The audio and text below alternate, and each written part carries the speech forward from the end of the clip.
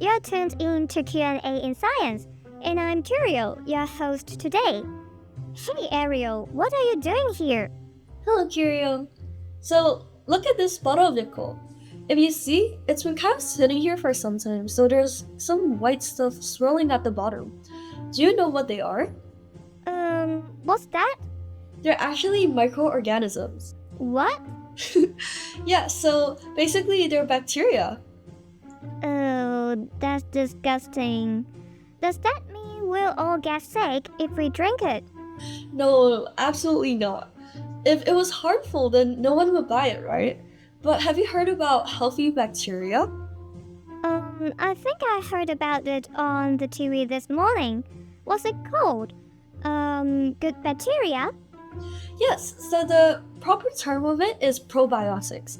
So probiotics are living microorganisms, such as bacteria, yeast that maintain our gut health. And you can find them in foods such as yogurt, kimchi, and even miso soup. So, Curio, I'm kind of curious. What did you eat for lunch just now?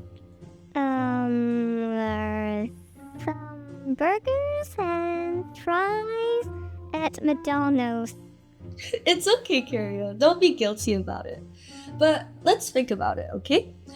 All food have bacteria on them. So when we eat, sometimes the bacteria go through our guts and stay in our small intestine.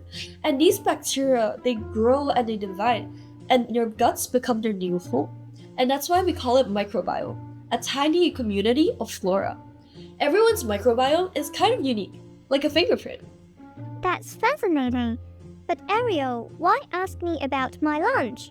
Well, you see, the bacteria in your guts actually send chemical signals to your brain and tell your brain what to eat. Do you see where I'm coming from? So let's say you ate a lot of burgers, then the bacteria on the burgers are more likely to survive and replicate. Oh, I get it now.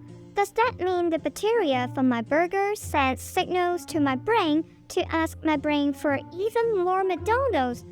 So my money is all going to McDonald's. Yes, Kuriel, you got it right. You do catch on quick. But let's think about it in another way.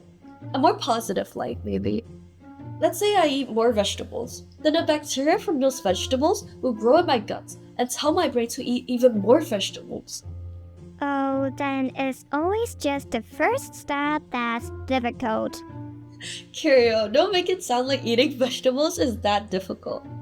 So our microbiota, gut and brain, so they all communicate and actually interact with each other. So that's why it's called the microbiota gut-brain axis. And that's why we sometimes call our gut the second brain, because it helps with regulating our moods and our emotions. But it's actually really interesting, since our microbiome diversity isn't just involved in our basic biological functions.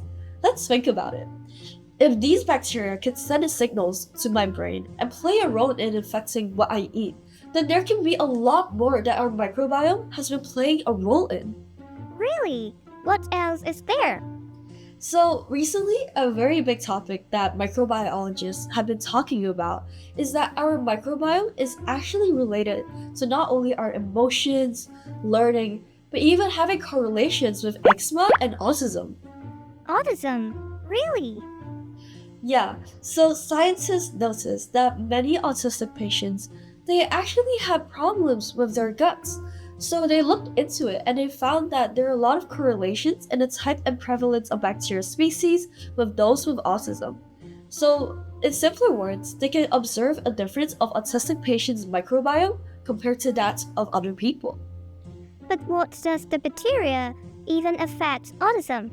Aren't they just some tiny little things that float around? That is a really good question, Curio. So, my microbiome is actually quite different from yours, probably.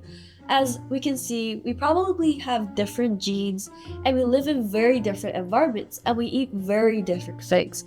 So, the Simons Foundation Autism Research Initiative, they listed that there are around 1,000 genes in our body that are related to autism. So, in addition to this, the age of when my mother gave birth to me, or whether mothers use antibiotics during pregnancy, they all affect the baby's microbiome before they're born. So, autistic children are also likely to be picky eaters, and that will result in low food diversity. Curio, do you know what this means then? Their microbiome diversity will also be quite low.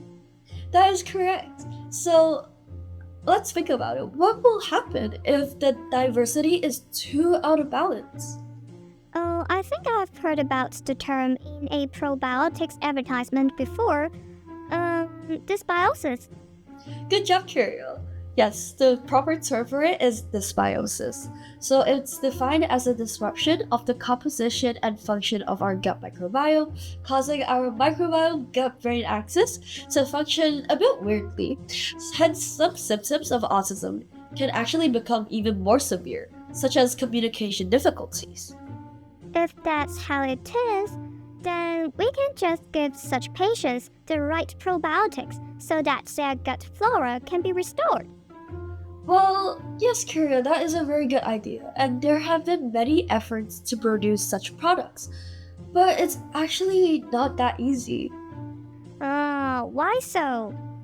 Because even though our genes affect our microbiome in our first few years after birth affect our microbiome diversity the most. So after that, our microbiota doesn't really change.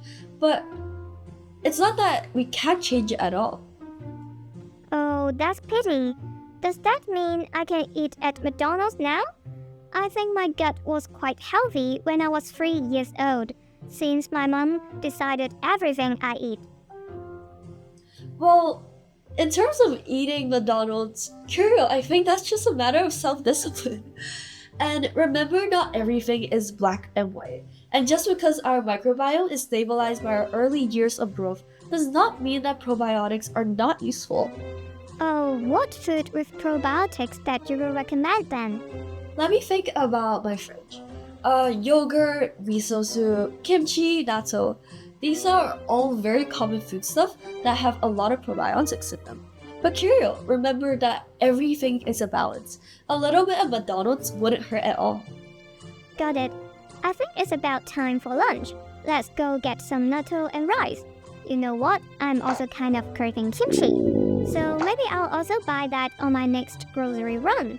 Thank you, Ariel, for your sharing on microbiome today. And thank you everyone for watching. Remember to include more probiotics in your diet, eat more yogurt, and stay tuned for our next episode. Bye bye! Bye bye!